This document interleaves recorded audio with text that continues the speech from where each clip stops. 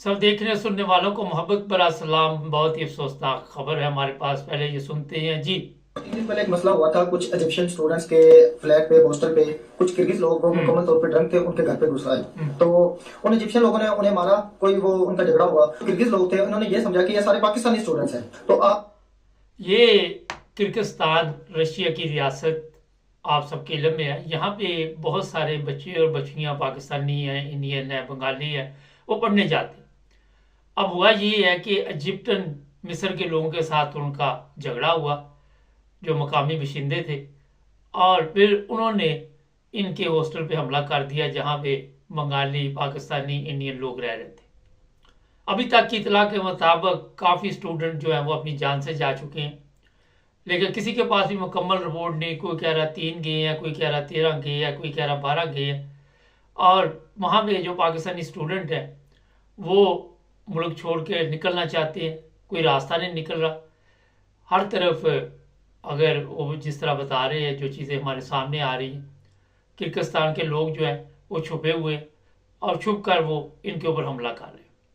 जो लड़कियां हैं, ये भी इतला है कि उनको रेप किया गया है। ये सोशल मीडिया पे भी खबरें चल रही हैं। इस वक्त सबसे बड़ी खबर यही चल रही है कि किर्गिस्तान में पाकिस्तानी जो तालिब इल्म है और जो भी वहाँ पे लोग हैं, वो जुल्म उन पे किया जा रहा है, जो मेरा ख्याल उन्होंने कभी सोचा भी नहीं था। थोड़ा सा ये बता देते आपको कि वहाँ पे लोग क्यों जाते हैं।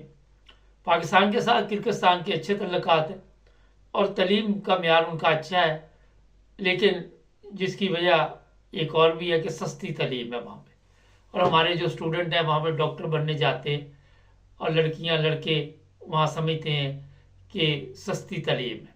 ये भी एक बहुत बड़ी वजह है।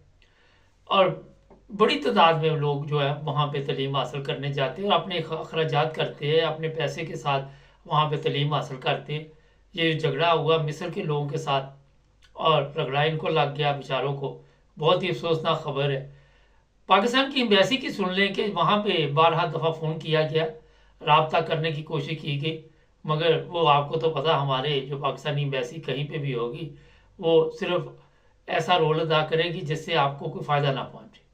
कई जगह पे तो बराए नाम एम्बेसी का होना या ना होना कोई फ़र्क नहीं वहाँ पे पड़ता। अब यहाँ पे पूरी दुनिया में ये चीखो पुकार चल रही, लेकिन पाकिस्तानी एम्बेसी की तरफ से अभी तक कोई रद्द अमल नहीं आया कि किस तरह इनकी मदद की जाए। और मकामी पुलिस कहाँ गई, ये भी एक बड़ा सवाल है कि वो क्यों नहीं इनको वहाँ पे तहफ़्फ़ुज़ दे पा रही। अगर वहाँ पे ब्रिटिश स्टूडेंट होते, फ़र्ज़ करे अमेरिकन होते, तो आपको भी पता है कि किस तरह और कितनी जल्दी वहाँ पे मदद पहुँचती।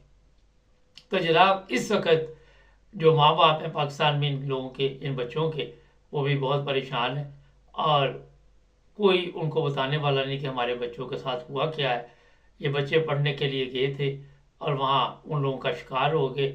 ये भी बताया जा रहा है कि लड़कियों के साथ रेप के केस सामने आ रहे हैं। एक दफ़ा फिर आपको बता दें, 13 कोई कह रहा है कि जान से चले गए है, कोई कह रहा है कि 3 चले गए हैं, कोई कुछ कह रहा है, कोई कुछ कह रहा है। मुकम्मल रिपोर्ट अभी तक हमारे पास भी नहीं है।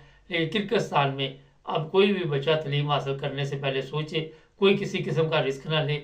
जिन बच्चों ने दाखिले वगैरह जमा करवाए हुए हैं वो भी फ़िलहाल स्टॉप कर दें, क्योंकि हालात वहाँ पे कंट्रोल से बाहर हैं। जब किसी मुल्क में नफ़रत की फ़ज़ा एक दफ़ा शुरू हो जाती है तो वहाँ जाना नहीं चाहिए।